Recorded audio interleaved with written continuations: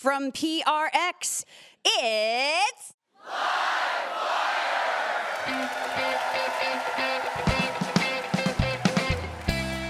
This week, author Karen Russell. This book, I think it's really exploring the way that you can have a collapse of memory that forecloses a lot of possibilities. Comedian Sam Miller. If any of y'all are wondering if you have a problem with drugs or alcohol, just read your belly tattoo. What does yours say? Because mine says, let's dance. With music from David Ramirez and our fabulous house band. I'm your announcer, Elena Passarello, and now, the host of Livewire, Luke Burbank. Welcome to Livewire, everyone. Thanks for coming out to the Alberta Rose Theater. We have a really fun show in store for you this week, but of course, we can't get started until we kick things off the way we always like to, with a little thing we call the best news we heard all week.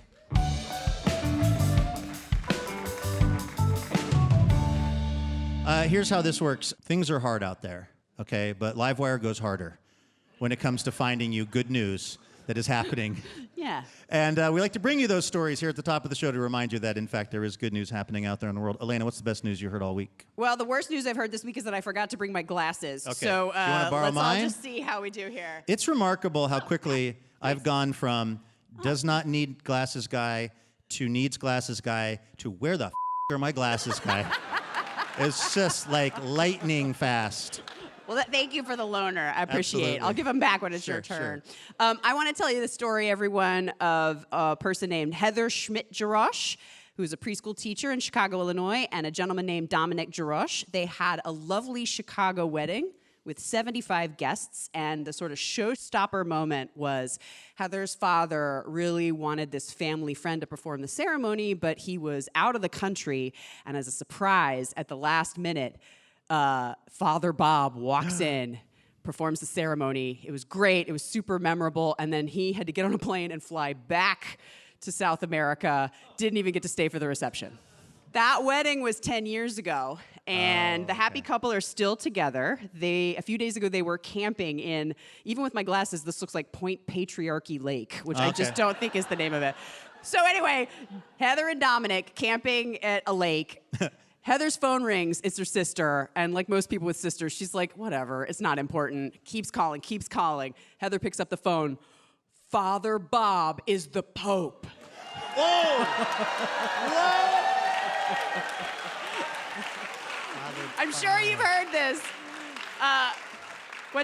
Chicago-born Robert Prevost, our first American Pope. I don't know if you've seen, there have been so many fun stories of people that knew him. I was in Chicago the day the news came out, and it was a situation.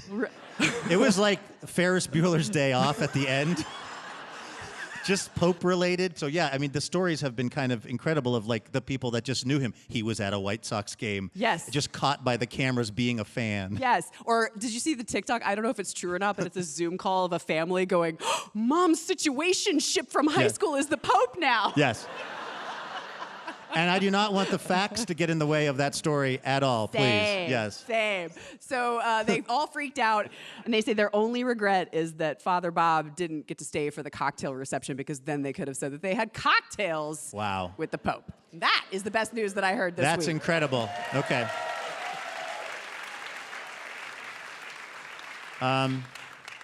Thank you for giving me back our community glasses. Thank you. Yeah. That's a tough one to follow, and I don't know if I can, but I'll just tell you the story of a woman named Miranda Gonzalez in Houston. About 15 years ago, she got a cat, which she named Holly Marie Gonzalez. And she had a plan 15 years ago when she got this little kitten, which was that one day when the kitten turned 15, she was going to throw it a quinceañera. And not just like a, low-key event. No. A full-on, real quinceañera. She got her friends and family to serve as padrinos, which meant they donated to the event, which would happen maybe in a traditional quinceañera with like a human child. The party had a grand entrance for the cat, Holly. The cat showed up in a remote-controlled Bentley.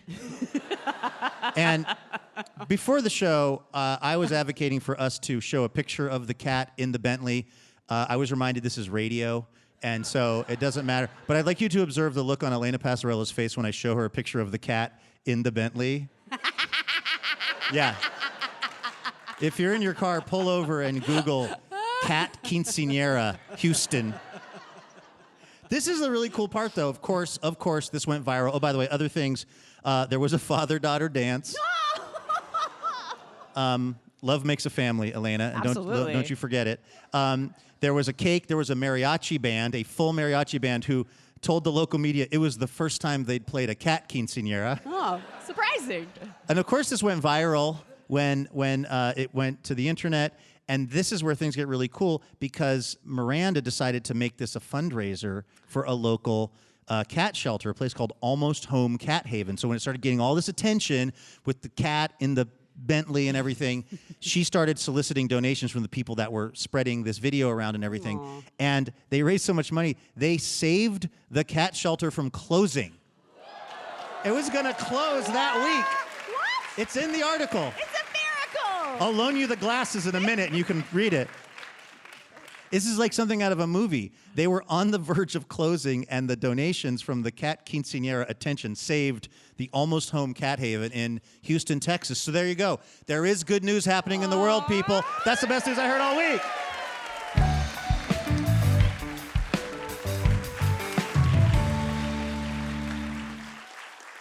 Our next guest is the author of 6 books of fiction, including the novel Swamplandia, which was a finalist for the Pulitzer Prize, and announced her arrival as a major American writer.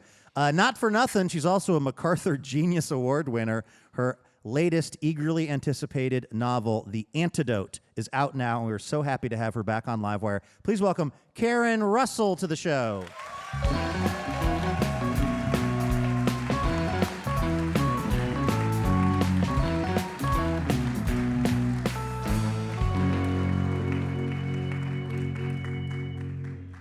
Karen, welcome to Livewire. Oh, I'm so happy to be back. We were talking backstage, and you said that this is sort of the end of the publicity run. You live here in the Portland area. Is it a great relief to be done, not with just the writing of the book, but then the hard part, the promoting of the book? Oh my God, this is my favorite part, just the hooked on phonics part. Like, it's written, I can't mess with it.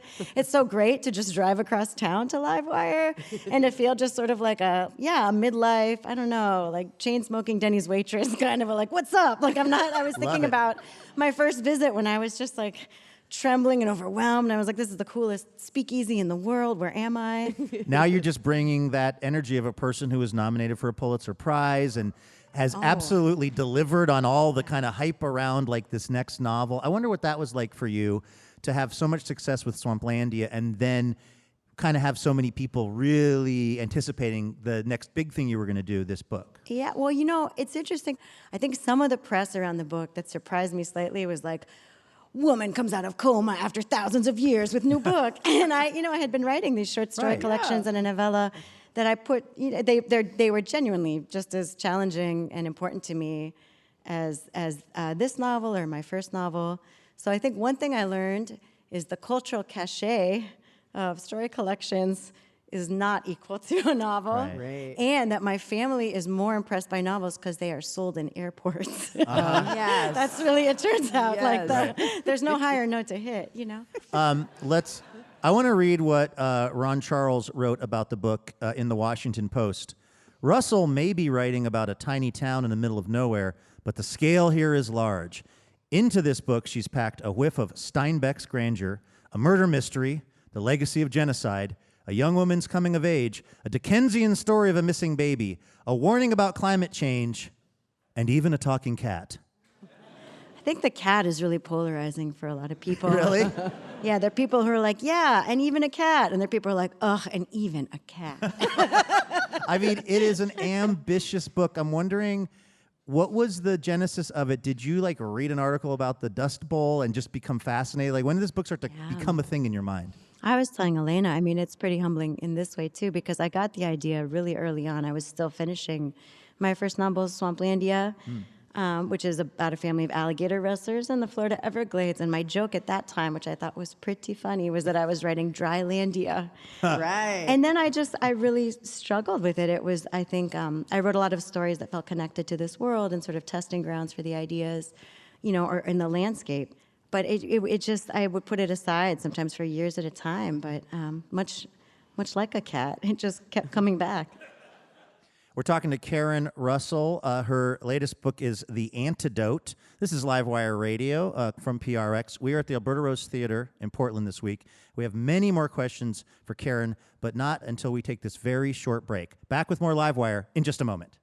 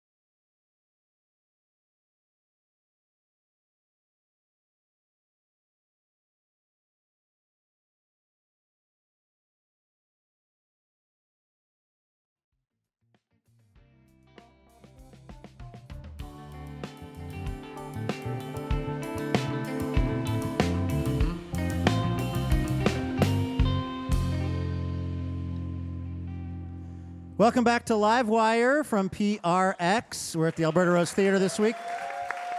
I'm Luke Burbank here with Elena Passarello. We are talking to Karen Russell about her latest novel, The Antidote. Let's talk about the setting. It's, do you say Nebraska? Well, I mispronounced it for most of its composition as ooze, like Teenage Mutant Ninja Turtle ooze. Secret but of. A Hebrew scholar was like, of course you know it is Uz. And then I did know that. Okay, good. Nebraska. This is set in the 1930s. Who's living there? Or what are they living through? What's sort of going on there? Yeah, so they're living through these apocalyptic clouds of dust that have swallowed the sun, and are really, kind of people are quite literally blowing off the map, leaving this town. It's the Great Depression and the Dust Bowl drought on the Southern Plains. And this thing really happened, right? This Black Sunday storm, because this book is part history, part sort of fiction, part magic. It's historical and fantastical in that way. And the storm, kind of feels genuinely so extreme that it's taking millions of tons of dust and dumping them as far east as Congress. I think it's really resonant with some of the extreme weather we've been living through in recent times. And I started the book again right after the wildfires. I thought that was the hardest time of our The fall pandemic. 2020 Yeah. wildfires, yeah.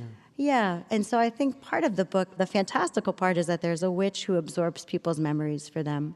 She's like the town's memory bank. She calls herself a vault, and if there's something that was too difficult to carry into the future, some event from your life too precious for daily reminiscence, you give it to this woman, and she just takes it into the vault of her body, and you can, withdraw it at some later date. I was really interested in kind of the relationship between memory and history and sort of what sort of futures we can imagine. So this book, I think it's really exploring the way that you can have a collapse of memory that forecloses a lot of possibilities too. So it was about a bankruptcy of memory. Yeah. And these witch ladies in this town. So it's a problem for the town, right? Because this woman goes bankrupt during the Black Sunday dust storm, and she stored whole lifetimes for people, right? And so there's going to be a run on her, like there was a run on, the other banks, and she doesn't really have anything to return to people. I mean, that's such a genius idea that, like, there would be a run on the bank, except it would be, again, as you just said, these memories she's holding. Can you tell us a little bit about Dell? Yeah. So Dell is this like feral orphan There's been a string of murders in this region, and her mom is one of the victims. She's sent to live with like her dusty bachelor uncle. It's like a very bad roommate situation. And she's a basketball star. Like, that's sort of what's getting her through. It's just like her, that sound is just her heartbeat. It's the metronome. And there were these basketball teams. There's a book called Dust Bowl Girls by Lydia Reeder. I mean, genuinely, if you have seen the pictures of this time, it's like a tsunami of dust is swallowing towns. Like, people are dying of silicosis, and still these young women were like, practice is Wednesday, Mary. I'll see you at practice, And really sort of, that life wish was sort of incredible to me. So she's sort of in furious flight from her grief, and she just is alive to play basketball. And at a certain point, like any enterprising young person, these vaults, I imagine them as women living on the margins who sort of, something happened to dynamite a space through them that they're now renting out as storage, essentially. Yeah. So she's like, she has this roaring abyss inside her, and she's like, maybe I can be a witch too. There are photos in this book that are real photos of the era, right? If I understand right, which probably brings us to the character of Cleo, who's a photographer. She's a black woman who is basically sent out to sort of do like publicity shots for like works progress era, like, hey, look what we're doing with this, more or less. But a camera kind of goes haywire. Yeah, so I became sort of obsessed with the New Deal photographers, and I bet a lot of you are familiar with them, even if you don't know that's the origin of these images. I mean, Migrant Mother by Dorothea Lange. And the woman who's sort of going like this, looking really worried with her chin in her hands. Yeah, and then later I think was like, what? Like, I have a lot of faces. Why is that the one that, right. I mean, and then the way, foreshadows how we all feel when our friends post. That was the original photo that was not cleared with the friend group. Right. Put on Instagram. I mean, really, people did experience it as a violence sometimes, right? I mean, I feel that even looking at author photos, as soon as you meet an author and their face moves, you're like, oh, I was totally wrong about you. But you're right. From that era, there are these incredibly moving, both in the book and just generally out in the world, of particularly the Dust Bowl and people at the real just margin of life with just so little to their name. And there's something about how sort of authentic they appear that for those of us not in the situation, it's this kind of tourism. Right. But it was their real life. It was their real life. And, there is this Dust Bowl exodus of 500,000 people who are leaving this region at that time. Cleo, she's sort of inspired by all of the correspondence of these photographers who were sent out to introduce America to Americans. And as I was sort of learning about this project, there's this sort of shadow archive of hole-punched images. And so some of these photos are in the book. The hole-punch negatives that were never circulated or were never published. And I just thought there was something so resonant about that hole punch. There's something so violent about it. Why did they do it? Why did some of the images that you found have the hole punches in them that we see in the book? So Roy Stryker, who was the kind of complex individual who helms this project. I mean, it's the only one of its kind, right? It's a state-sponsored, this government-funded documentary project. There's always this kind of tension between the need to create propaganda, essentially, for the New Deal and its aid programs. It's like very controversial. And also to this documentary impulse. So Roy would put a literal hole punch through the work that wasn't going to be circulated, and his photographers, of course, hated that. I mean, the story I grew up with about the Dust Bowl was very regional. It was very white. And so it was interesting to look at the work that was rejected, sometimes for aesthetic reasons. It was a duplicate. But sometimes also, it's clearly a political calculation. Mm-hmm. Right, because in the book, it's like Cleo, the feedback Cleo is getting is, the powers that be are not really interested in photography that is actually depicting the diverse nature of the people that are out here living. Yeah, and I mean, and it's complex. Truly, I mean, there is diversity in the file. If you go, you'll see it. But there was some letters I read which would say, take pictures of everyone, but please lay the emphasis on the white farmers. That has a much higher likelihood of being circulated. So then as now, right, thinking about what we are receiving, the stories we're receiving, what forces are shaping those images. I think what this ultimately led me to sort of explore was the way that things that can feel so entirely individual, right? Like the things that we don't even want to think about ourselves, or the things that we have to exile from our waking consciousness, like to get through a Wednesday. Right. The stories that don't get passed down in families can in aggregate become like a mass denial, a mass forgetting. Yeah.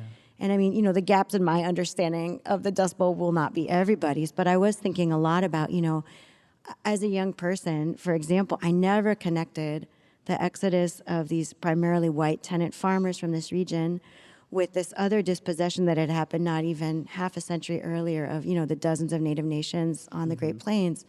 I knew about those two events, but I didn't see them as connected. They sort of lived almost in the way, internalized, like that I had encountered them in textbooks, right, in these separate boxes. So I think, trying to kind of widen the aperture of how we hold this history ended up feeling really important to me.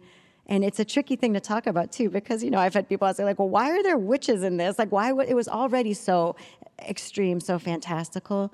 And I just think there's a way where the scale of that kind of willful amnesia, or the scale of that loss, it's just hard to come at in a strictly realist book, or I wouldn't know how to write that book.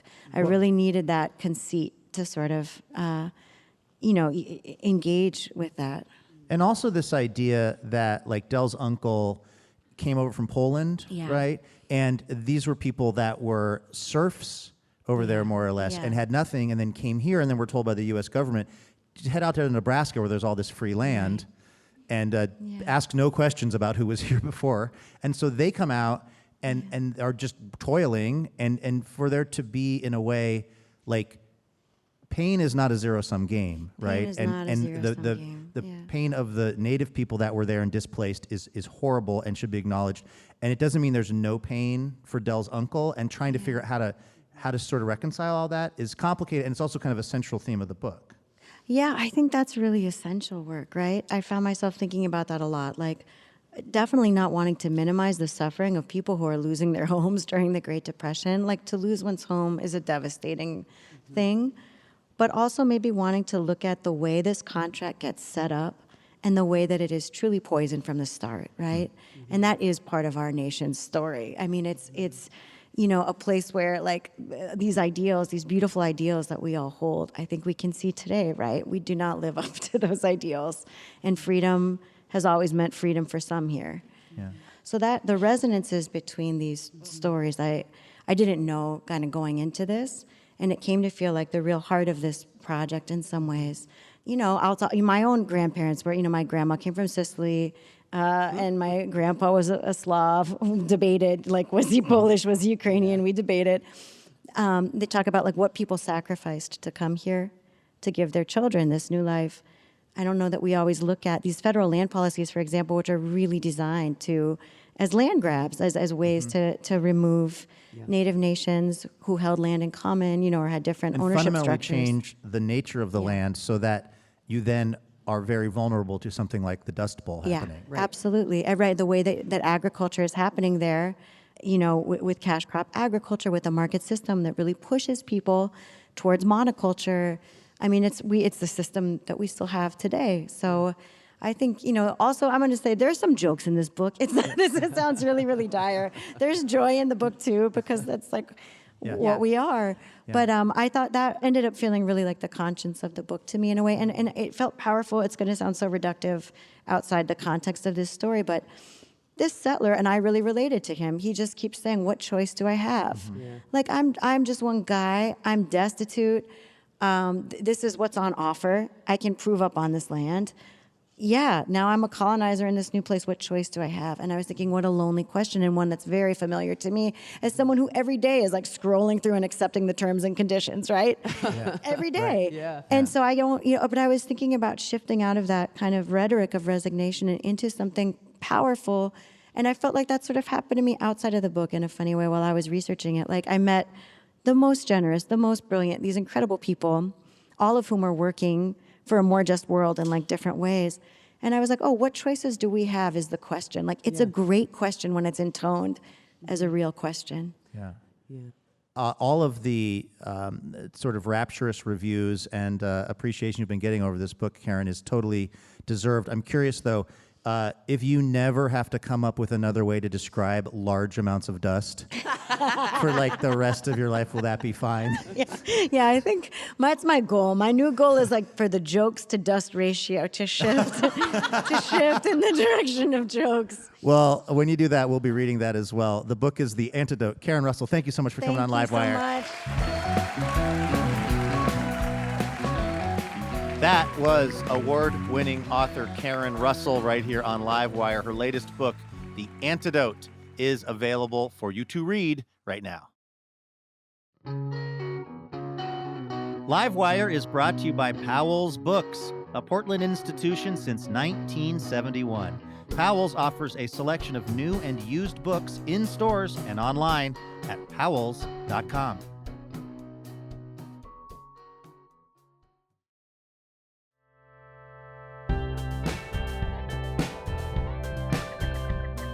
You're tuned in to Livewire. I'm Luke Burbank here with Elena Passarello. Of course, each week we like to ask the Livewire audience a question.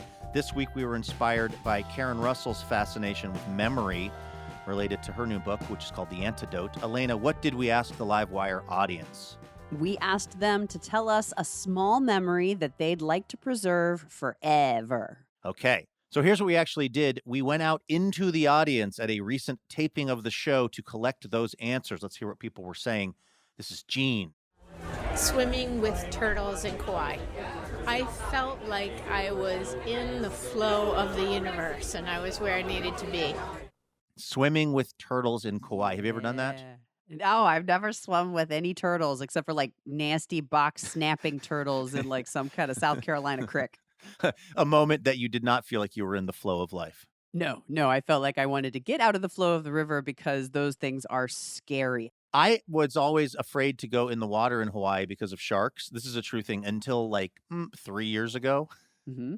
And then I got over my fear and I did that thing that Jean was talking about. I went swimming with turtles and it was, in fact, amazing. Yeah? Yeah. Here's something that Michelle wanted to remember forever. Building a jump in the snow and daring each other in our toboggans to go over the jump. And I actually did it going backwards. So that was like success of my youth. Nice. You never know when you're going to be experiencing the high point of your youth, right?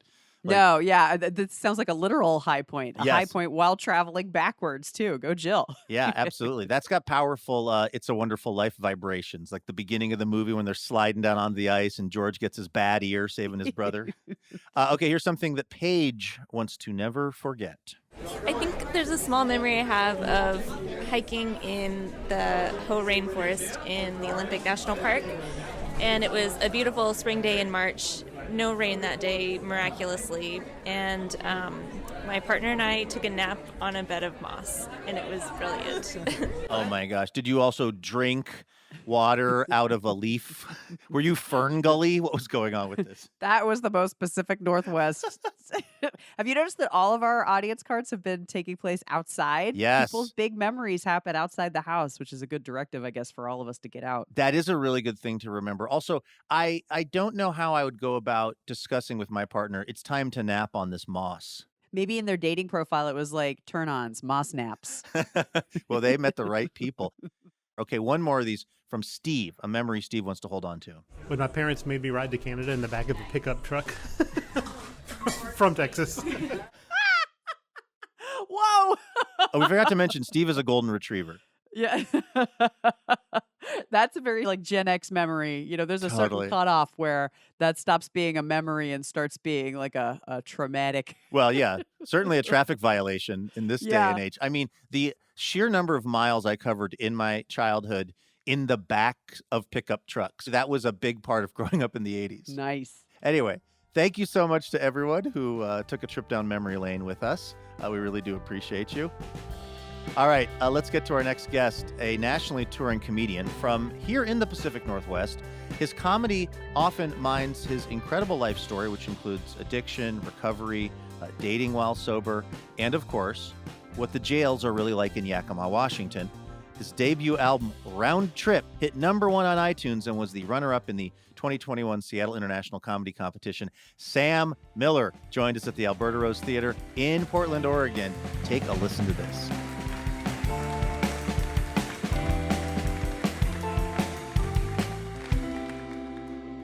Portland! How we doing, man? It's good to be here. I'll introduce myself. My name is Sam Miller. I'm from Olympia, Washington. I'm 6'6". I'm 360 pounds. I got 2 kids. I've been married 13 years. And come June, I'll have been clean and sober for 17 years. Thank you. Thank you. Yeah. Sometimes people ask me, they're like, Sam, what was it like when you were drinking and doing drugs? And I just show them this tattoo. For those of you that can't see, that tattoo says, let's dance. So, if any of y'all are wondering if you have a problem with drugs or alcohol, just read your belly tattoo. What does yours say? Because mine says, let's dance. Which is wild because I don't enjoy dancing at all. Yeah, it was bad. I used to get in a lot of trouble. I'm not proud of this. I used to fight the cops a lot. Pro tip, don't do it. Yeah, they cheat. Yeah. Yeah, you think you're fighting one cop, by the time you get your shirt off, there's 8 of them, you know? It's not cool at all. I used to go to jail a lot. Yeah, jail sucks, man. Yeah, they won't even let you leave. Wouldn't be so bad if you could go home every day. That'd be like a job. That's my thinking joke. Yeah, man, we used to watch a lot of TV in jail. Anyone want to guess what our favorite TV show was? Cops, yeah. Man, this crowd is cooler than I thought. Yeah, a lot of you got that. You didn't use your guessing voice. You guys were like, cops, move on. Yeah, you're right though, man. I love Cops, man. We used to watch that in jail. The guards, they'd make fun of us, you know? They'd be like, ain't you guys tired of seeing Cops? I'd be like, dude, that's TV. They can't arrest me anymore. Actually, as you see me right now, I am maximum arrested. And then I'd get that for real, like that righteous anger, you know? I'd be like, in fact, I can't get any more in jail, so why do you get out of my face? Yo, you can get more in jail. Yeah, there's a jail within the jail. It's even jailier, man. Yeah, if I'd have known they had a basement, I would have been running my mouth, man. That was awful. That's another sign you might have a drug problem. If you've been arrested in jail, that's not good at all. Yeah. I was confused, man. I'm in jail. I'm being handcuffed. I'm in jail. I'm being handcuffed. I was like, where are you taking me? Like, ma'am, I'm here. You know? You're gonna walk me in a circle and cut me loose? Kind of just as that, man. I'm doing good now, though, man. I got 2 kids. One of them's on purpose. Yeah. Cha, cha, cha. You guys thought I was some loser ex-con. I got on purpose, kid. I love my kids, the accent one, the other one. They're cool. They got big heads, though. I got big-headed kids. They look like Lego people. Yeah. I know my kids got fat heads because it rains and their shoulders don't get wet. I told that joke in case the jail jokes made some of you upset, so I was like, I'm a good guy now. You're welcome. Yeah. I met my wife when I was 4 months sober. I was still homeless, but I didn't tell her that, you know. If you want to know, man, it's hard dating. The young folks think it's hard dating on the apps. Try dating when you're homeless. That's hard. You ever try to get a middle-class lady under a tarp with you? Yeah, they won't do it. Yeah, I try everything, land a middle-class lady, man. I love middle-class ladies. I used to spray paint live, laugh, love on my tarp. It's your motto. But yeah, me and my wife, though, we got a good thing going, man. She let me move in way too early, you know. She had bad boundaries, thank God. I was pumped. Yeah, moving in, it was my idea, you know. I was like, we should move in. She's like, it's kind of early. I'm like, not really, you know. Storm's coming, you know. Thank you. Yeah. It's cool, man. I love my life today. I'm on the road a lot. I go all over the country now. I'm very grateful. I'll be honest, like, I don't have a lot of cravings for drugs and alcohol anymore. I work hard on my recovery. But there are other things out there that a man could fall into, you know? But I'll tell you this, I would never cheat on my wife, okay? Because she's also kind of my landlord. You know what I'm saying? Yeah, I would never cheat on my wife, especially in the winter. You know? Yeah. That accident kid really screwed it up, though, man. That was wild. I don't know if you guys know this, but I was not necessarily father material 10 years ago, you know what I mean? It was bad. I was driving a 2003 Kia Spectra. I'm 360 pounds. That car was way too small. Yeah, I used to fart and my ears would pop.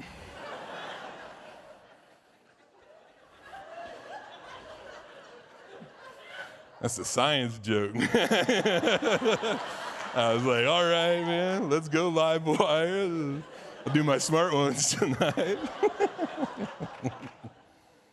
But yeah, man, I didn't want to be a dad. I was scared, you know. My wife got pregnant. I don't know why I said it like that. I was there when she got pregnant. But yeah, she was pregnant. This is my first kid. He was born at the nice hospital on the east side. Our second kid was born at the crappy one on the west side because we didn't pay her bill. But anyway, even up to that point, I'm still terrified of being a dad. Like, I'm so scared, you know. We're at the hospital. She's on this bed, her like feet are in the air. I'm watching this, and I've had some wild. I used to eat LSD and jump off of waterfalls, all right? Childbirth is crazier than that. Childbirth is insane because even up to the point of actual delivery, I still did not want to be a dad. But the most amazing thing happened in my life. The minute I saw the top of that kid's head, I loved him. It broke me wide open. I've never loved anything that much in my life, and it happened all of a sudden. And I already loved her. Childbirth is crazy. I saw a thing that I love come out of a thing that I love.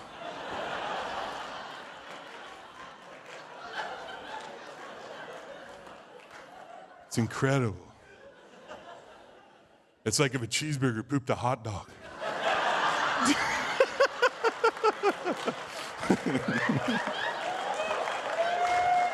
By the way, just so you know, all the jokes you've heard tonight, that's the one my wife don't like. She don't like that one. Yeah, she's like, why do I gotta be a cheeseburger? I'm like, it's gotta be bigger than a hot dog. yeah, or else it doesn't make any sense. Hey, thank you so much, man. I'm on Livewire. Bye. Sam Miller, everybody.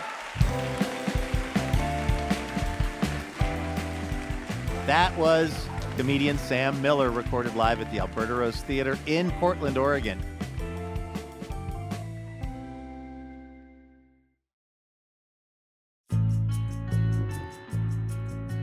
All right, here we go again. It's time for a little station location identification examination.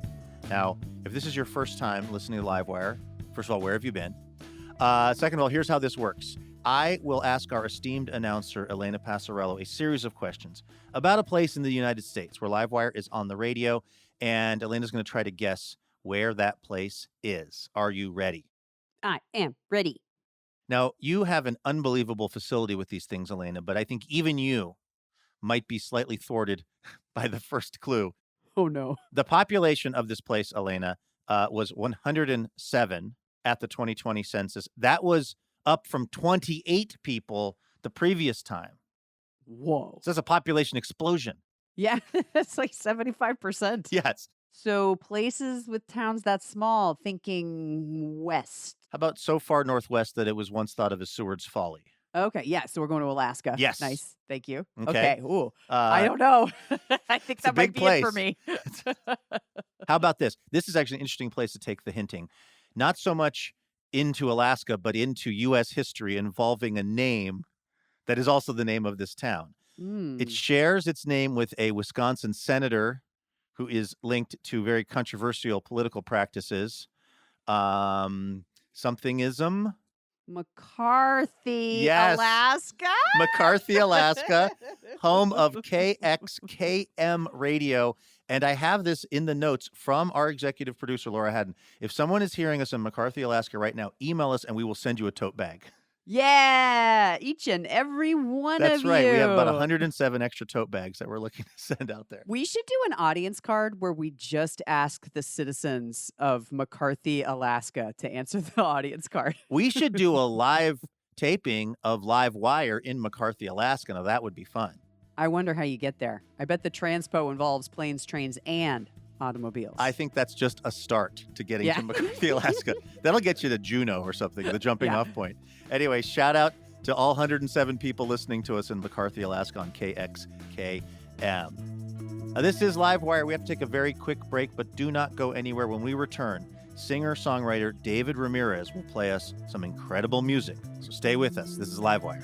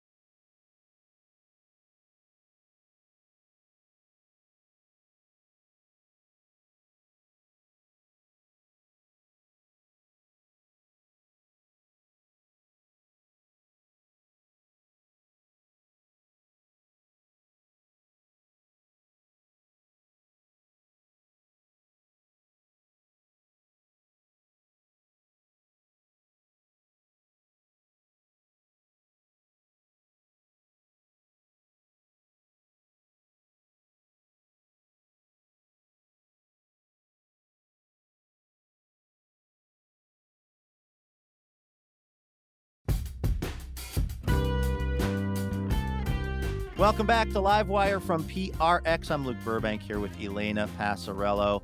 All right, before we get to David Ramirez's music, a little preview of what we're going to be doing on the show next week. We're going to talk to the writer and poet Saeed Jones, who will chat with us about his 2022 collection of poems called Alive at the End of the World.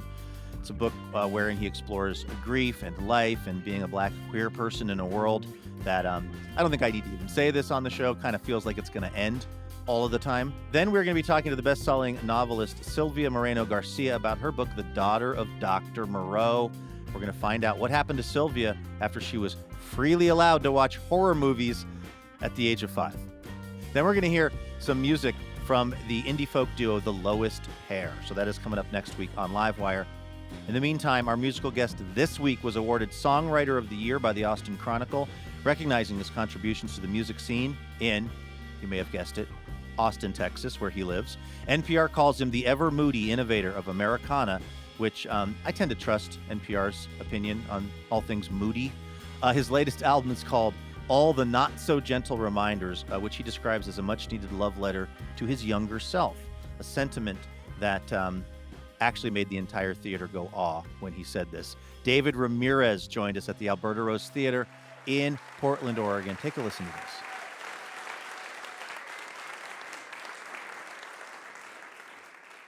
Your latest album comes out in like at midnight. 3 hours. Yeah. Is it midnight Austin or midnight West Coast or? I think it's out in London, but so okay. It's just like the New Year's, I suppose. Yeah, right. Yeah. What was the process of recording the new album? Did you do it in Austin? I did it in Austin. Yeah. This one was an interesting one. I for a minute there was last record I released was 2020, and after, the shutdown and the world slowly coming back, and I was going through a pretty decent heartbreak, and I was pretty dead set on throwing in the towel and not wanting to do it anymore, and not really identifying as a creator or a writer, and the new world and who am I going to be and who do I want to be, and thankfully I was around some really, really close friends who pulled me out of that rut, and then I just went out to this really sweet cabin out in Waverly, Alabama, and have some friends that own this really beautiful venue out there called Standard Deluxe, and they had a cabin that was empty, and I just brought all my gear, and it was the first time for me to write in that capacity, but there was just a lot of fear going into it, and do I still have the curiosity that it takes to make something that I'm really proud of, and to isolate myself, I in the past, it's been a very dangerous thing. Sure. But this was necessary for me, and it was a lot of fun, and you hit that 10-day mark, knowing that you'll be out there for 4 weeks in the middle of nowhere, and you start going a little crazy, and then... Were you all alone? All alone. There's nobody in the other cabins? Or? Well, the couple who live and own the property, I would, text them and shoot them messages like, y'all are welcome to come by, like have a glass of wine, but I think they were really trying to respect my space. And but yeah, after about, I don't know, 10, 12, 14 days, I started kind of, feeling normal again and really enjoying the space. And then came back home and we tracked it a year ago in Austin. So that was a healing process for you, because I could see that really going either way, that amount of solitude, for real. Sure, yeah. No, it was healing. It was just nice to fall in love with the kid who fell in love with music again. And I had missed that little guy, and I'm going to cry. I think my therapist calls that attending to yourself, yes, David. I think that's agree. A-okay. Yeah. No, it is very, very sweet and nice. And but it was very healing and very necessary. And I'm glad that there were people in my life who were not just pushing me to, make something, but pushing me to be myself. Yeah. What song are we going to hear? I've written a lot of songs for my mother and my great-grandmother and my siblings, but I have yet to really get one out about my father. And when I look back at my love for music, all of it came from him giving me a Walkman when I was 10 years old and sharing all his favorite cassettes with me. And yeah, I feel like this song's been kind of waiting in the wings for a very long time. This is called The Music Man. This is David Ramirez here on Livewire.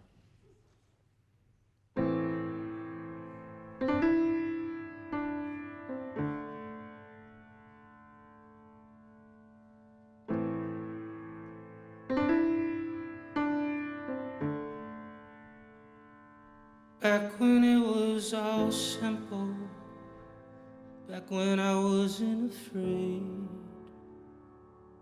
back when time was my best friend and I would laugh at the grave. My daddy gave me a Walkman, my daddy gave me a tape. Before I knew any better, I put it in and pressed play.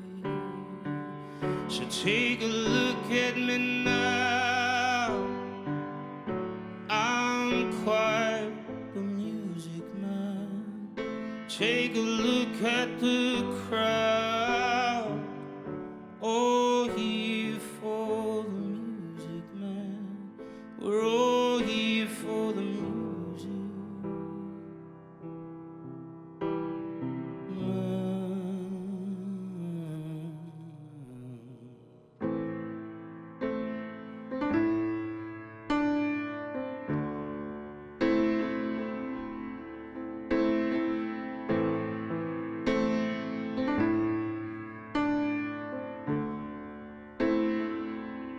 Wheels began to turn, the magnets both took control.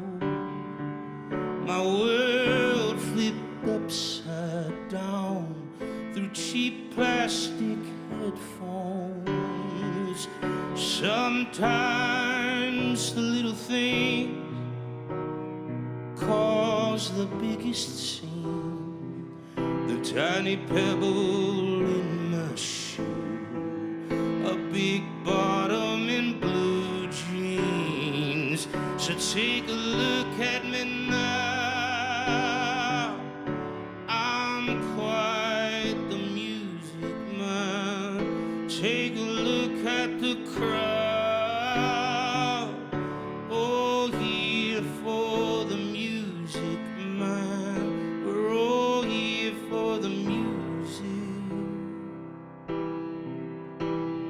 man. It's the music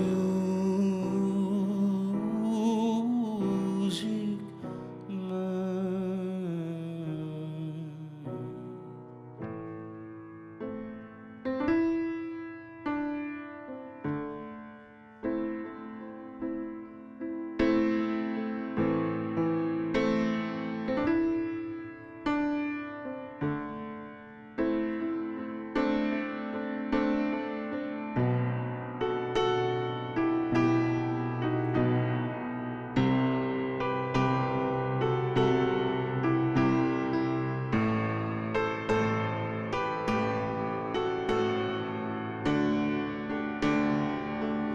Take a look at me now, oh, I'm quite the music man. Take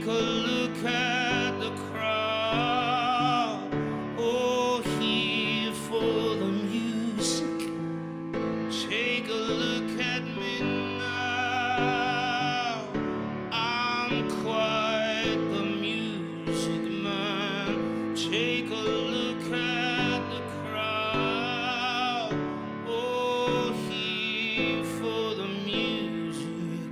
We're all here for the music.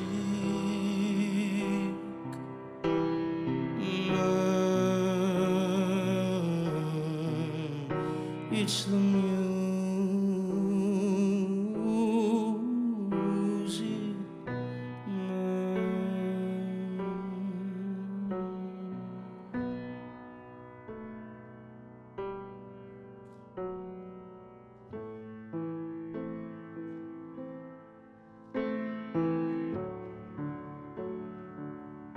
We're all here. We're all here. We're all here. We're all here for the music.